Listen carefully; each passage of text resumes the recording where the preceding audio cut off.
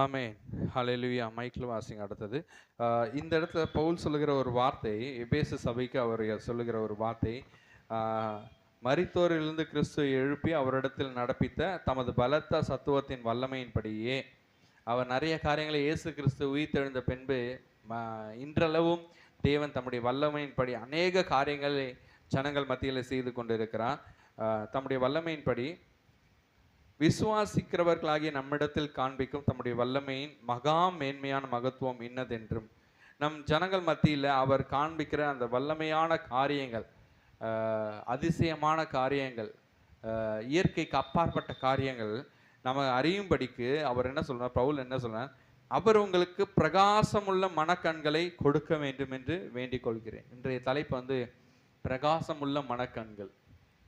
பிரகாசமுள்ள மனக்கண் நமக்கு வேணும்னு சொல்லி பவுல் என்ன செய்கிறான்னா ஒரு ரெக்வஸ்ட் இருந்து வைக்கிறார். ஏன் இந்த பிரகாசம் உள்ள மனக்கண்னா, தேவன் நமக்கு செய்கிற அந்த வல்லமையான காரியங்கள், தேவன் நமக்காக நியமித்திருக்கிற அந்த நல் வாழ்க்கை, நம்முடைய எதிர்காலத்தை குறித்த அந்த வாழ்க்கை, தேவன் நமக்காக ஆயத்தம் பண்ணியிருக்கிற அந்த வாழ்க்கையை நாம் பார்க்கும்படியாக நமக்கு பிரகாசமுள்ள மனக்கண்கள் வேண்டும் என்று பவுல் சொல்லுகிறார். இன்னைக்கு நம்மளுடைய சரீர கண்களால் நம்ம என்ன செய்ய முடியும்னா, நமக்கு எதிரே நடக்கிற காரியங்களே நம்மளால் பார்க்க முடியும். இப்போ நான் என்ன கலர் ஷர்ட் போட்டிருக்கேன்னா நீங்கள் சொல்லுவீங்க, நீங்கள் என்னென்ன கலர் ட்ரெஸ் பண்ணியிருக்கீங்கன்னா என்னால் சொல்ல முடியும், இங்கே என்னென்ன பொருட்கள் இருக்குன்னா நம்மளால் சொல்ல முடியும். எப்படி சொல்ல முடியுது? நம்ம கண்களால் அதை பார்க்குறோம். அதை பார்க்கறதுனால தெரியும். இங்கே வந்து கேமரா இந்த இடத்துல வச்சுருக்காங்க, இங்கே புல்பிட் வச்சுருக்காங்க, ஒரு ஒயர் இப்படி வருது அப்படின்றதெல்லாம் நம்ம கண்களால் பார்க்கறதுனால அது சொல்கிறோம். இவன் ரிஷோன் அழகாக வந்திருக்கான் பாருங்கள், அப்படியே ஸ்டைலிஷ் பாய், ஃபாரின்லேருந்து வந்த மாதிரி வந்து உட்காந்துருக்கான். இப்போ எப்படி ரிஷோனை பார்த்தோன்னா அப்படி சொல்ல முடியுது? ஏன்னா நம்முடைய மனக்கண்களால், அதாவது அதை சரீர கண்களால் நம்ம பார்க்குறோன்னே நம்ம கண்களுக்கு தெரிகிறது, புலப்படுறது எல்லாமே நமக்கு தெரியுது. இதுக்கு முன்னாடி சேர்ஸ் எல்லாம் ஆயத்தம் பண்ணியிருந்தாங்க, டேபிள் ரெடி பண்ணியிருக்காங்க, மைக் ரெடி பண்ணியிருக்காங்க. இதெல்லாம் ஆயத்தம் பண்ணி அந்த ஆராதனைக்கு நம்ம என்ன பண்ணியிருக்கோம், ரெடி பண்ணியிருக்கோம். இதெல்லாம் என்ன பண்ணுறோம்னா நம்முடைய சரீர கண்களால் பார்க்குறோம். இப்போ நம்முடைய வாழ்க்கையின் எதிர்காலத்திற்கு நமக்கு தேவையான வரக்கூடிய நாட்களுக்கு தேவன் ஆயத்தம் பண்ணி வச்சிருக்காராலே ஒரு காரியம், தேவன் ஆயத்தம் பண்ணியிருக்கல அந்த காரியங்கள் இது வரைக்கும் நம்முடைய கண்கள் பார்க்கறதுல, காதுகளில் கேட்கல, இருதயத்தில் தோன்றவும் இல்லை என்று வேதம் சொல்கிறது. ஆனால் நமக்காக ஒரு காரியத்தை தேவன் ஆயத்தம் பண்ணி வச்சிருக்கிறார். அதை பார்ப்பதற்கு, அந்த வல்லமையான காரியத்தை பார்ப்பதற்கு உங்களுக்கு பிரகாசமுள்ள மனக்கண்கள் தேவை. அல்லேலூயா. இந்த பிரகாசமுள்ள மனக்கண்கள் மூலமாக நம்ம என்ன செய்ய முடியும்னா, தேவன் நமக்காக செய்து வருகிற ஆவிக்குரிய அந்த நடைமேடையில் நடக்கக்கூடிய காரியங்களை நம்மால் அறிந்து கொள்ள முடியும். தேவன் செய்கிற ஒரு காரியம் மட்டுமல்ல, பிசாசு நமக்கு எதிராக கொண்டு வரக்கூடிய அந்த தந்திரங்களையும் நம்ம அறிந்து கொள்ள முடியும். நம்ம சாதாரணமாக நம்முடைய சரீரத்தின் கண்களால், சரீரத்தின் காதுகளால் கேட்கக்கூடிய, பார்க்கக்கூடிய இந்த நடைமேடையிலே இருக்கிற காரியங்களை மட்டும் பார்த்து நம்முடைய வாழ்க்கையில் இருந்தோம்னா நம்ம சோர்ந்து போய்விடும், நம்ம விழுந்து போயிடும். என் வாழ்க்கையில் இன்னைக்கு ரொம்ப சந்தோஷமாக இருந்துச்சு, ரொம்ப ஹாப்பியாக இருந்துச்சு, இன்றைக்கி நல்ல காரியங்கள்லாம் நடந்திருக்கு. நான் நேற்று பார்த்தீங்கன்னா எனக்கு ரொம்ப சோகமாக இருந்துச்சு. நாளைக்கு நடக்க போகிற காரியங்களை வச்சுட்டு என் மனசை நான் தீர்மானிக்கிறேன். இது வந்து உலகத்தின் சூழ்நிலையில் பார்க்கக்கூடிய காரியங்கள், நம்முடைய சரீரத்தின் கண்களால் பார்க்கக்கூடியது. ஆனால் நேற்று நடந்த கவலைக்கும், இன்று நடந்த சந்தோஷத்திற்கும், நாளை நடக்க போகிற காரியத்திற்கும் நம்முடைய மனக்கண்களால் பார்க்கணும். விச் மீன்ஸ் நம்ம மனக்கண்களை எப்படி பார்ப்போம்னா, இந்த காரியத்திற்கு பின்னால் நடக்கக்கூடிய சில காரியங்கள், சில சக்திகள், சில பொல்லாத ஆவிகளோ, இல்லை தேவ தூதர்களுடைய செயலோ, தேவனுடைய வல்லமையான காரியங்களையோ, அந்த கண்களில், மனக்கண்கள் அது எங்கே இருக்குது? அனாட்டமிக்காக நம்ம வந்து எக்ஸ்பிளைன் பண்ண முடியாது. அனாட்டமினா உடற்கூறாய்வில் நம்முடைய கண்கள் இங்கே இருக்குது, காது இங்கே இருக்குது, உள்ளுறுப்புகள் இருக்குது அப்படின்ற பகுதியில் இந்த மனக்கண்ணை சேர்க்க முடியாது. இது தேவன் கொடுக்கிற ஒரு பார்வை, நமக்குள்ள ஆவியானவர் கொடுக்கிற ஒரு பார்வை, நம்முடைய வாழ்க்கையை குறித்து தேவன் கொடுக்கிற ஒரு விளக்கம், அந்த மனக்கண்கள் மூலமாக நாம் பார்க்க முடியும். அல்லேலூயா. இன்னைக்கு அதனால தான் பவுல் சொல்றார், பிரகாசம் உள்ள மனக்கண்கள். இன்னைக்கு நிறைய பேருடைய கண்ணு வந்து சரியா தெரியல, அப்படியே புகையா தெரியுது, தடுமாறி நடப்பாங்க. அப்புறம் கண்ணில் தண்ணி வந்துக்கிட்டே இருக்குன்னுவாங்க, கண்ணு செவந்துருச்சுன்னுவாங்க. இப்படி இப்போ இது என்ன பண்ணுவாங்க, ஹாஸ்பிட்டல் போயிட்டு அவங்க ட்ராப்ஸ் ஊற்றுவாங்க, ஊற்றிட்டு எல்லாம் செக் பண்ணி பார்த்துட்டு, பவர் பார்த்துட்டு, உங்களுக்கு கிட்ட பார்வை, தூர பார்வை, குவி லென்ஸு, அப்புறம் வந்து இன்னொரு லென்ஸ் என்ன இருக்குது, குழி லென்ஸ் இருக்குது, அதெல்லாம் கொடுப்பாங்க. அப்போ அதை போட்டுட்டு கண்ணாடி போட்டிருப்பாங்க. இங்கே யார் கண்ணாடி போட்டிருக்கீங்க? சோனியா ஸ்டார் போட்டிருக்காங்க. ஆமாம், நீங்களும் வச்சுருக்கீங்களா? பத்திரமா வைங்க. நானும் கண்ணாடியெல்லாம் போட்டுக்குவேன், கூலிங் கிளாஸ் போட்டுப்பேன். அப்போது ஏன் கண்ணாடி போட்டுக்கிறோம்? நம்முடைய பார்வைகளை சரி செய்கிறதுக்கு. ரொம்ப வெயிலாச்சுன்னா கூலிங் கிளாஸ் போட்டுக்கலாம். நமக்கு ரொம்ப தலைவலியாக இருந்துச்சுன்னா, அந்த நரம்புகள் பாதிக்கப்பட்டிருக்குன்னா கண்ணாடி போட்டோன்னா கொஞ்சம் பார்வை நல்லா தெரியும். எழுத்து சின்னதாக இருக்குன்னா பைபிள் வந்து கொஞ்சம் பெரிய பைபிள் அதுவும் தெரியாது. அப்போது என்ன பண்ணுவாங்க? கண்ணாடி போட்டு பார்ப்பாங்க. எனக்கு தெரிஞ்ச ஒரு ஐயா இருக்கார். அவர் கண்ணாடியும் போட்டாலும் செட் ஆகாது. அவர் வச்சுருக்காரு பூத கண்ணாடி இருக்குல்ல, நம்மளோட சூரியன் வெளியே அந்த ஒளியை வச்சு இது பண்ணுவோம். அந்த கண்ணாடி வச்சு அப்படியே ஒவ்வொரு எழுத்தாக வாசிக்கிறவங்க இருக்காங்க. வயதானவங்க அப்படியும் இருக்காங்க, வேதத்தின் மேலே தாகமாக. அப்போ அந்த பார்வை சரியாக இருந்தால் தான் நம்மளால் வந்து சரியானது செய்ய முடியும். இன்றைக்கி சுகர் வந்துருச்சுன்னா பார்வையை தான் முதல்ல அஃபெக்ட் பண்ணும். அப்போது கண்ணானது சரீரத்தின் விளக்காய் இருக்குன்னு வேதம் சொல்லுது. அது இருள் அடைஞ்சுன்னா சரீரம் முழுவதும் இருளாயிடும் சொல்லி. அப்போ சரீரத்துக்குரிய கண்ணுக்கே இவ்வளோ முக்கியத்துவம்னா, இங்கே பவுல் சொல்லுகிறார், பிரகாசமுள்ள மனக்கண் தேவை. நீ யார் என்பதை அறிந்து கொள்வதற்கு அந்த பிரகாசமுள்ள மனக்கண் தேவை. இன்னைக்கு உன் வாழ்க்கையில என்ன நடந்து கொண்டிருக்கிறது என்பதை நீ அறிந்து கொள்வதற்கு உனக்கு பிரகாசமுள்ள மனக்கண் தேவை. இனி உன் வாழ்க்கையில் என்ன நடக்க போகிறது என்பதை ஆவியானவர் உனக்கு வெளிக்காட்ட வேண்டும் என்றால் உனக்கு பிரகாசமுள்ள மனக்கண் தேவை. தேவன் உனக்காக ஆயத்தம் பண்ணி வைத்திருக்கிற அந்த நல் வாழ்க்கையை பார்ப்பதற்கு உனக்கு பிரகாசமுள்ள மனக்கண் தேவை. உன் சூழ்நிலை மாற போவதற்கு இந்த பிரகாசமுள்ள மனக்கண் தேவை. இதுக்கு தான் பவுல் வேண்டிக் கொள்கிறார், உங்களுக்கு பிரகாசமுள்ள மனக்கண்கள் வேண்டும் என்று நான் கேட்டுக்கொள்கிறேன் சொல்லி. அல்லேலூயா. இன்னைக்கு அந்த கண்கள், அந்த மனக்கண்கள், அந்த பிரகாசமுள்ள மனக்கண்கள் இல்லாதால் தான் ஜனங்களை என்ன செய்யறாங்கன்னா, இந்த சூழ்நிலைகளை பார்த்து, நடக்கிற குடும்பத்தில் இருக்கிற பிரச்சனைகளை பார்த்து, தொழிலில் வரக்கூடிய நஷ்டங்களை பார்த்து சோர்ந்து போயிடறாங்க. நீங்க இதுல இருந்து ஜெயிச்சுட்டு வரணுமா, இதுல இருந்து நீங்க மீண்டு வரணுமா, அப்போ உங்க வாழ்க்கையில பிரகாசமுள்ள மனக்கண் தேவை.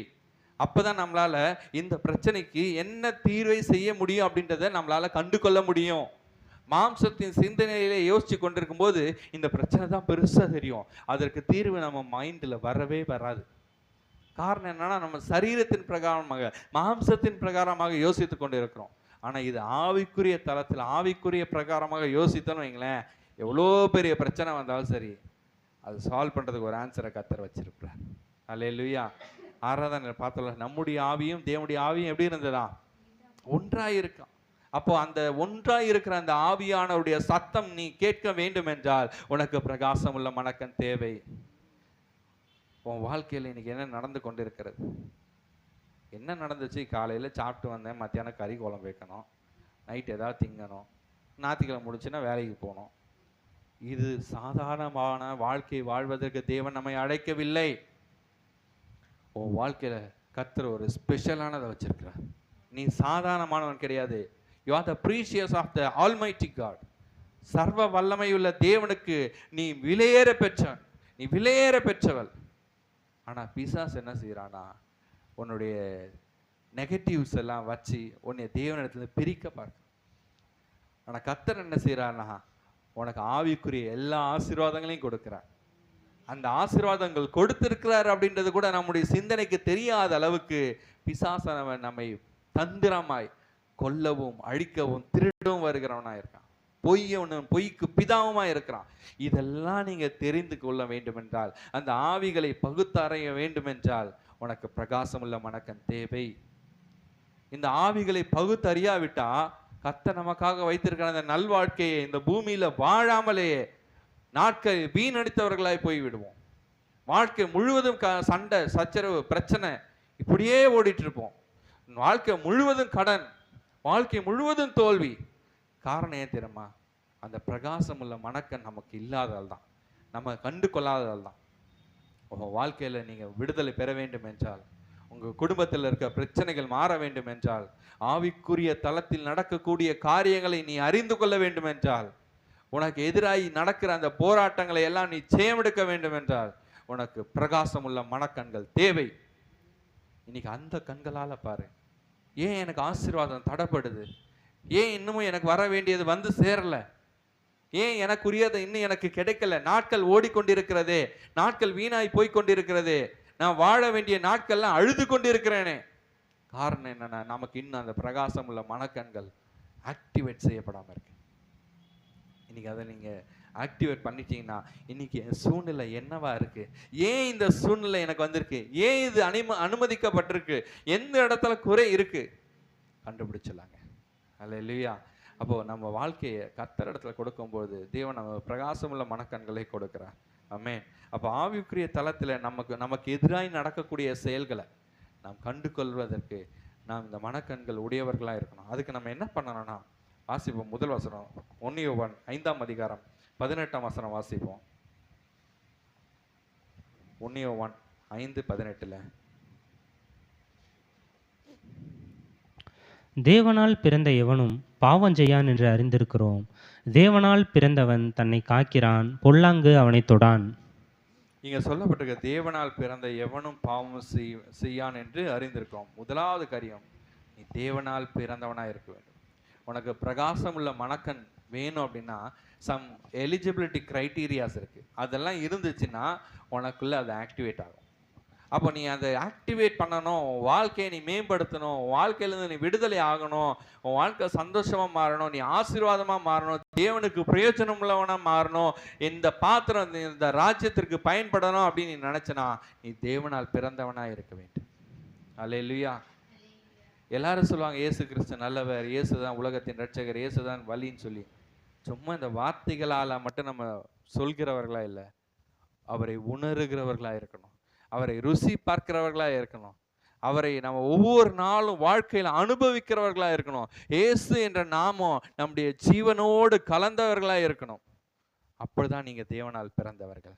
இந்த வார்த்தை உங்களுக்குள்ள வாசம் செய்துன்னா, இந்த வார்த்தை அதிகமா உங்க வாயிலிருந்து புறப்படுதுன்னா நீங்கள் தேவனால் பிறந்தவர்கள். அப்போ இந்த வார்த்தையை உங்களுக்குள்ள வைக்க வைக்க வைக்க என்ன ஆகும்னா உங்க மனக்கண் பிரகாசமா மாறும். அல்லேலூயா. சோலார் லைட் இருக்கு இல்லையா, அது எப்படி எரியுது, எப்படி சார்ஜ் ஆகுது? சூரியன் இடத்துலேருந்து அந்த ஒளி வந்த உடனே தானே சார்ஜ் ஆகுது. இதே சூரியன்கிட்டேருந்து ஒளி வரல, நல்ல மழைக்காலங்கள், அந்த இடத்துல சோலார் எரியுமா?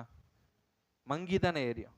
காரணம், அந்த இடத்துலேருந்து வரக்கூடிய ஒளி போதுமான அளவு வெளிச்சம் அந்த லைட் மேலே படலை, அதனால தான் அந்த பல்பு பிரகாசமாக இல்லை. இன்னைக்கு தேவனுடைய வார்த்தையும் தேவனுடைய பிரசன்னமும் உன் கூட இல்லைன்னா அந்த லைட்டு மாதிரி தான் நீ மங்கி எரிய ஆரம்பிச்சிருவேன். உன் வாழ்க்கை பிரகாசமாக இருக்கணும்னா அந்த வெளிச்சம் உன் மேலே உதித்து கொண்டே இருக்க வேண்டும். அந்த வெளிச்சம் இருந்துச்சுன்னா அந்த இடத்துல இருளுக்கு அதிகாரம் இல்லை. இந்த ரூமுக்குள்ள 2 ஆப்ஷன் தான் இருக்கும். ஒன்று அலங்கரிக்கப்பட்ட வெளிச்சம் இருக்கும், எந்த கலராக இருக்கலாம், கலர் கலராக லைட்ஸ் வெளிச்சம். இந்த வெளிச்சம்லாம் அணைஞ்சு போச்சுன்னா எப்படி இருக்கும் ரூமு? இருட்டாக இருக்கும். 2 ஆப்ஷன் தான், வெளிச்சமா இருளா. உன் வாழ்க்கையில் எது ஆளுகை செய்து கொண்டு இருக்கிறது? இன்னைக்கு எது ஆளுகை செய்ய விட்டு கொண்டு இருக்கிறோம்?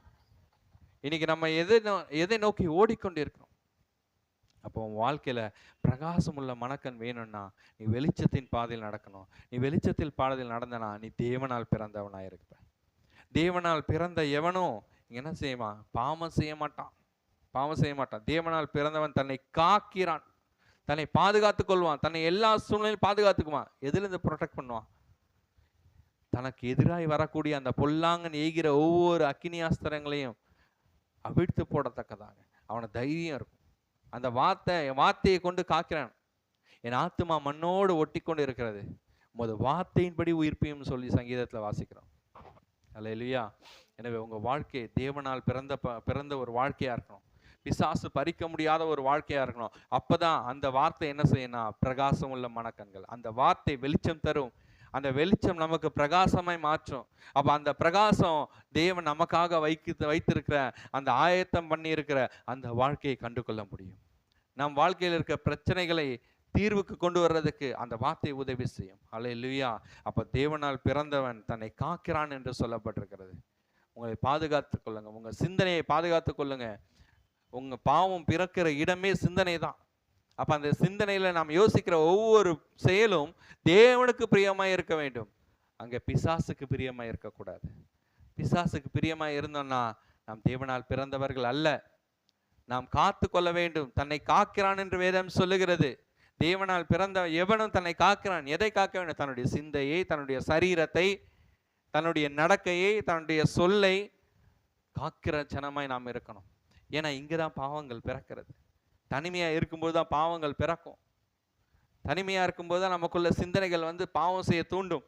ஆனால் தேவனுடைய வார்த்தையோடு நாம் வாசம் செய்தோம்னா இந்த தனிமையின் உணர்வுகள், இந்த பாவ பழக்கங்கள் நம்மை தொடாதபடிக்கு தேவ வார்த்தை நம்மை பாதுகாக்கும். நான் நல்லா இருக்கேன், நான் ஆவிக்குரியதில் நல்லா இருக்கேன், நான் ஜெபம் பண்ணுவேன், நல்லா வேதம் வாசிப்பேன்னு சொல்லலாம். நிற்கிறேன் என்று சொல்கிறவன் விழாதபடிக்கு எச்சரிக்கையாக இருக்க கடவுள் வேதம் சொல்லுது. உங்கள் வாழ்க்கையில் நீங்கள் பாதுகாத்து கொண்டீங்கன்னா, வார்த்தையினால் ப்ரொட்டெக்ஷன் கொடுத்தீங்கன்னா, நீங்கள் தேவனால் பிறந்தவர்களாக இருப்பீங்க. தேவனால் பிறந்த ஜனம் அந்த வார்த்தையினால் தூய்மைப்பட்டிருக்கும் பொழுது பிரகாசம் உள்ள மனக்கண் உங்களுக்கு உண்டாகும். அப்போ அந்த வார்த்தை உங்களை வழி நடத்தும், உங்கள் வாழ்க்கையின் எதிர்காலத்தை செய்யும். அல்லேலூயா. கர்த்தர் சொல்லுகிறார், இன்னைக்கு உங்கள் வாழ்க்கை பிரகாசம் உள்ள மனக்கண்கள் வேணும். நீங்கள் பாருங்கள், அந்த தொலைநோக்கு பார்வையோடு பாருங்கள். வீட்டில் ஒரே பிரச்சனையாக இருக்குது, ஒரே சண்டையாக இருக்குது, ஒரே நிம்மதி இல்லாமல் இருக்குது. என் வாழ்க்கை நான் எதுக்கு வாழ்கிறேனே தெரியல, எதுக்காக இந்த உலகத்தில் பிறந்தேன்னு தெரியல, எதுக்காக இந்த குடும்பத்தில் இருக்கேன்னு தெரியல, எதுக்கு ஒவ்வொரு நாள் கடந்து போகுன்னு தெரியல. ஒரு வெறுமையான வாழ்க்கை, ஒரு ஏமாற்றப்பட்ட வாழ்க்கை, தன்னைத்தான் ஏமாற்றிக் கொள்கிற ஒரு வாழ்க்கை, வலிகளை சுமந்திருக்கிற வாழ்க்கை, காயங்களை சுமக்கிற ஒரு வாழ்க்கை. காரணம் ஏன் தெரியுமா? உங்கள் வாழ்க்கையில் பிரகாசமுள்ள மனக்கண்கள் இல்லாததுனால்தான். இன்னைக்கு தேவனிடத்துல ஒப்பு கொடுங்க, தேவனுடைய வார்த்தைக்கு ஒப்பு கொடுங்க. அந்த வார்த்தை உங்கள் இருதயத்தை ஆளுவதற்கு ஒப்பு கொடுங்க. உங்கள் இருதயத்துல தேவனுடைய வெளிச்சம் உதிக்கும். அந்த வெளிச்சம் உங்களுக்கு பிரகாசம் உள்ள மனக்கண்ணை கொடுக்கும். அந்த பிரகாசம் உள்ள மனக்கண் உங்க ஆவிக்குரிய தளத்தில் நடக்கக்கூடிய உங்களுடைய சூழ்நிலைகளை எடுத்து சொல்லும். அதுல இருந்து விடுதலை ஆவீங்க, கர்த்தருக்காக வாழ்வீங்க, வாழ்க்கை ஆசீர்வாதமாய் மாறும். அல்லேலூயா. தேவனால் பிறந்த எவனும் பாவம் செய்யான், அவன் தன்னை காத்துக்கொள்வான். நீ தேவனால் பிறந்தவனாய் இருப்பேன்னா தேவன் உனக்கு பிரகாசமுள்ள மனக்கண்களை கொடுப்பார். ஹல்லேலூயா. 2வது வசனத்தை வாசிப்போம். 2வது காரியம் ரோமர் 12ஆம் அதிகாரம் 11ஆம் வசனம். ரோமர் 12:11ஆம் வசனத்தை வாசிப்போம்.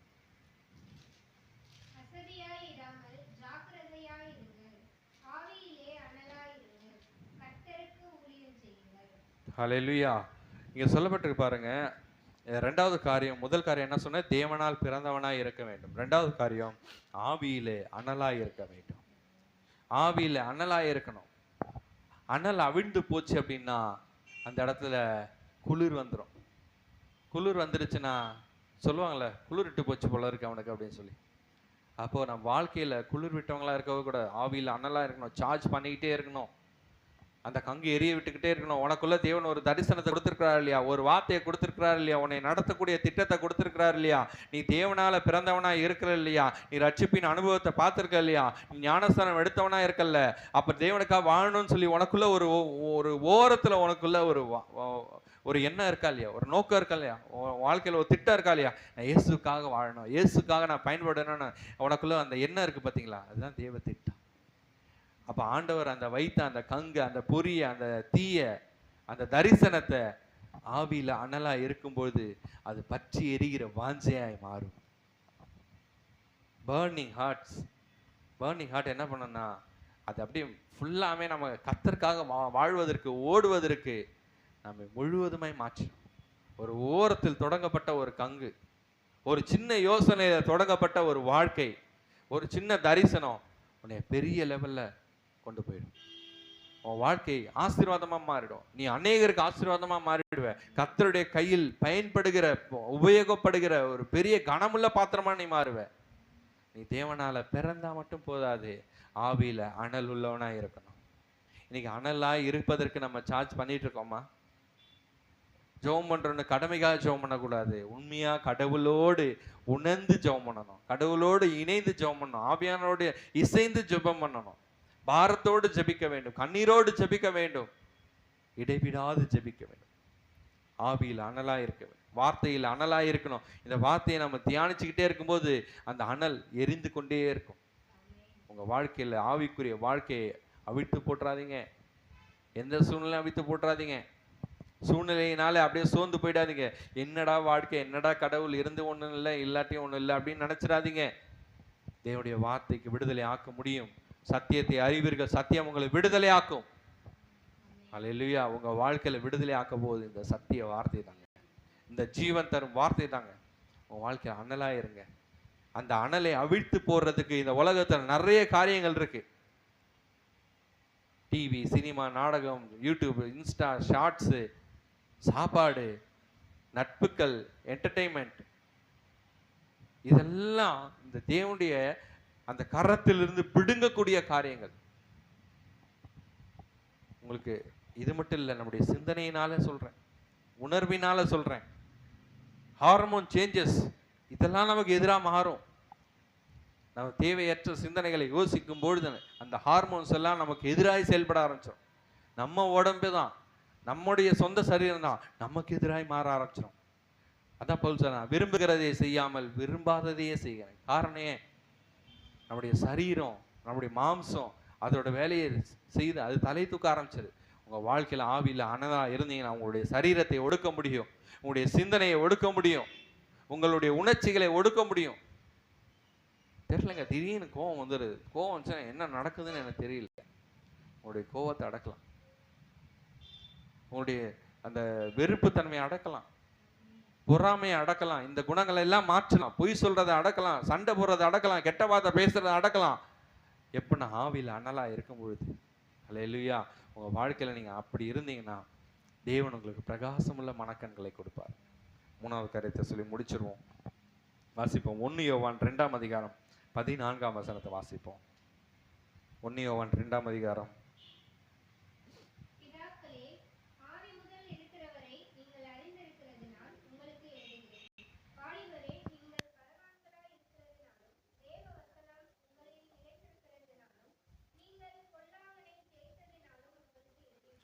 ஆமென், ஹல்லேலூயா. மூன்றாவது காரியம், பலவானாய் இரு. இங்க சொல்லப்படுற வாலிபரே, நீங்கள் பலவான்களாய் இருக்கிறதினாலும் தேவ வசனம் உங்களில் நிலைத்திருக்கிறதினாலும். எனவே பலவான்களாய் இருக்க வேண்டும் என்று வேதம் சொல்லுகிறது. தேவனால் முதல் காரியம் என்ன சொன்னேன்? தேவனால் பிறந்தவனாய் இருக்கணும். 2வது காரியம் ஆவியில அனல் உள்ளவர்களாக இருக்கணும். 3வது காரியம் பலவானாய் இருக்க வேண்டும். பலவானாய் இருந்தாதான் நம்ம என்ன செய்ய முடியும்? பிசாசுக்கு எதிர்த்து நிற்க முடியும். இம்யூனிட்டி சிஸ்டம்னு உடம்புல இருக்கு. அது என்ன பண்ணணும்னா, வெளியில நம்ம சுவாசிக்கிற காத்துல ஏதாச்சும் கிருமிகள் உள்ள போகும். அந்த மூக்கு வழியா உள்ள போய் நுரையீரல் போகுதுன்னா எல்லா காத்தையும் தான் சுவாசிக்கிறோம். சில நேரத்தில் கெட்ட வாடையாக இருக்கும், சில இடத்துல நல்ல மனமாக இருக்கும், எல்லாமே தான் உள்ளே போகுது. ஆனால் அது எதிர்ப்பு சக்தி எப்படி வருதுன்னா, இம்யூன் சிஸ்டம் எதிர்த்து போராடி கொண்டு இருக்கிறது. நம்ம சரீரத்துக்குள்ளேயே தினமும் ஒரு போராட்டம் நடந்துட்டு இருக்கு.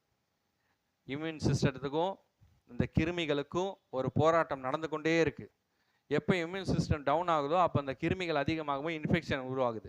அப்போ அது பூஸ்டப் பண்ணுறதுக்காக என்ன பண்ணோம்னா ஆன்டிபயோட்டிக் கொடுக்குறோம். அந்த ஆன்டிபயோட்டிக்கும் இம்யூன் சிஸ்டம் என்ன பண்ணால் பூஸ்டப் பண்ணி அந்த கிருமிகளோட போராடுறதுக்கு உதவி செய்யுது.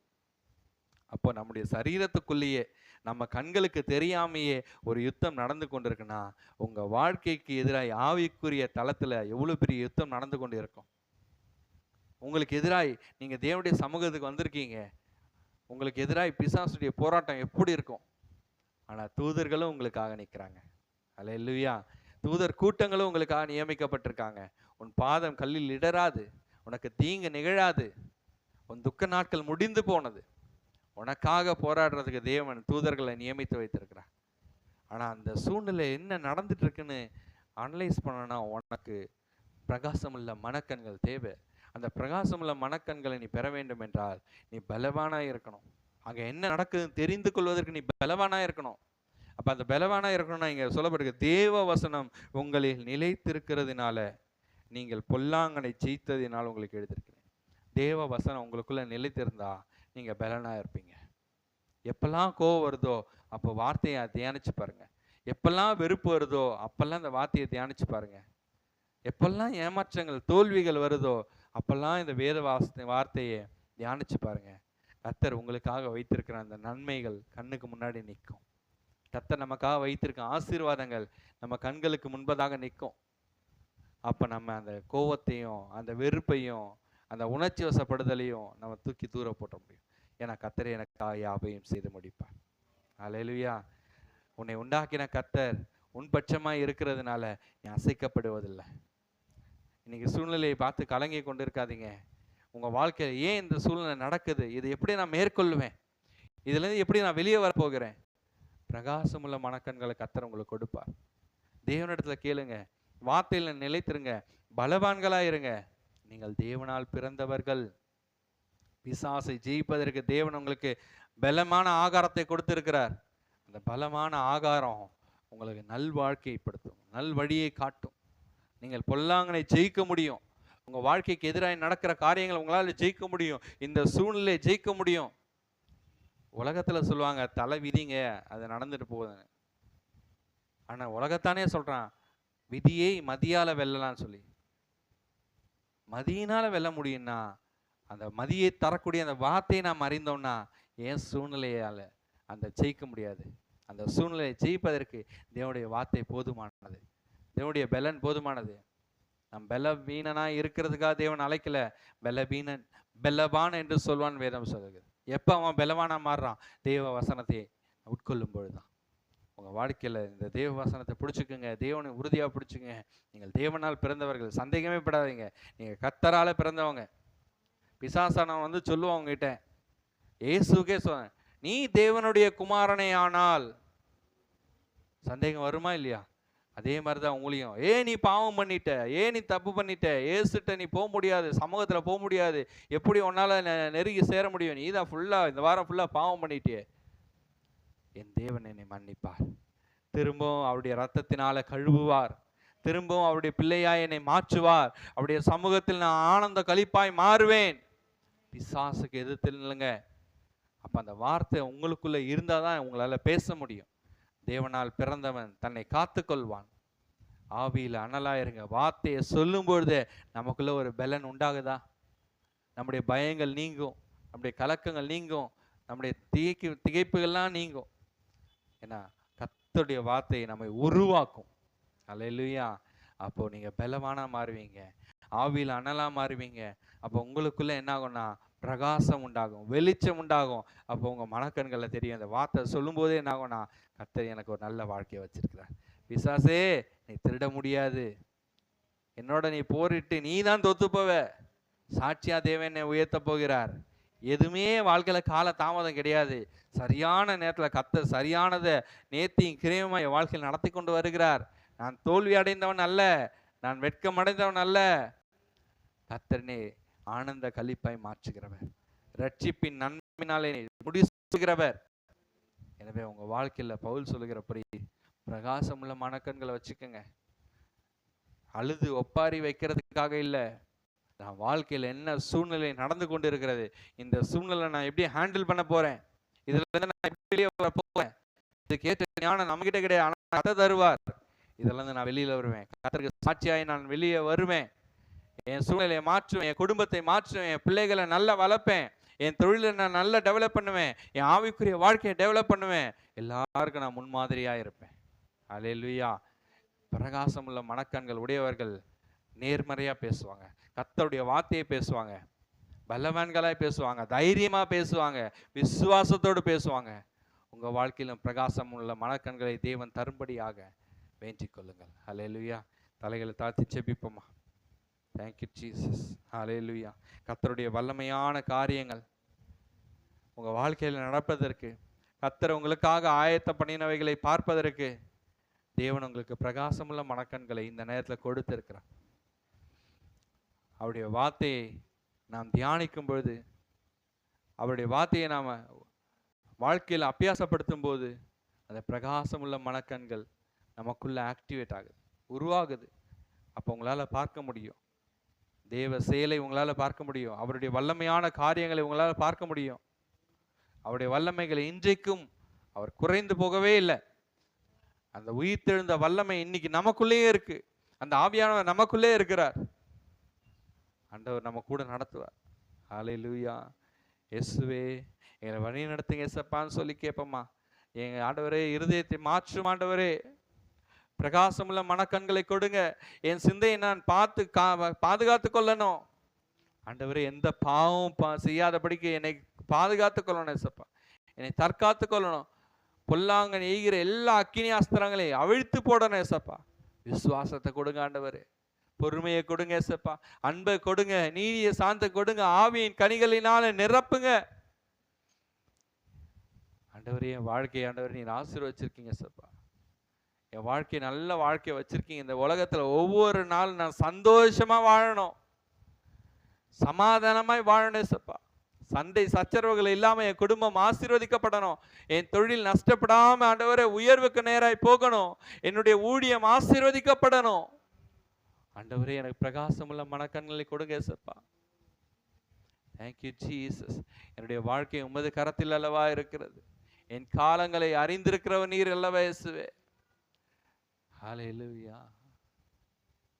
Thank you Jesus. Thank you Jesus. நன்றி இயேசுவே, நன்றி இயேசுவே.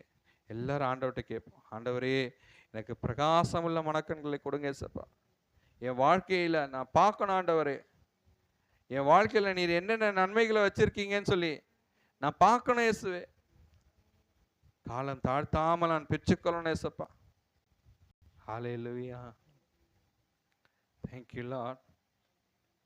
கரங்களிலே என்னை பொறித்து உள்ளார், கண் முன்னே தினம் என்னை நிறுத்தியுள்ளார். கரங்களிலே என்னை பொறித்து உள்ளார், கண் முன்னே தினம் என்னை நிறுத்தியுள்ளார்.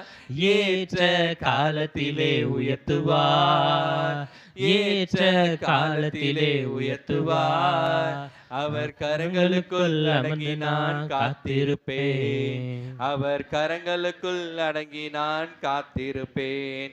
அந்த ராஜாதி ராஜாவை கொண்டாடுவோம், நாள்தோறும் துதிப்பாடி கொண்டாடுவோம். இயேசு ராஜாவை ராஜாவை கொண்டாடுவோம், நாள்தோறும் துதிப்பாடி கொண்டாடுவோம். அல்லேலூயா. நம்ம எப்பெல்லாம் கொண்டாடுவோம்னா கர்த்தர் நமக்காக நன்மையானதை தருவார் அப்படின்னு விசுவாசிக்கும் பொழுது நாம் ராஜாவை கொண்டாடுவோம். நமக்குள்ள கலக்கம் கிடையாது, நமக்குள்ள சோர்வு கிடையாது. பிசாசு கொண்டு வருகிற திட்டங்கள் நம்ம வாழ்க்கையில பலிக்காது. ஏன்னா இயேசுனுடைய திட்டம் நிறைவேறும், இயேசுனுடைய திட்டம் என் வாழ்க்கையில நிறைவேறும். அது தாமதித்தாலும் நான் காத்திருப்பேன், அது பொய் சொல்லாது. இது சீக்கிரமாய் தேவன் தீவிரமாய் என் வாழ்க்கையில நடப்பிப்பார்.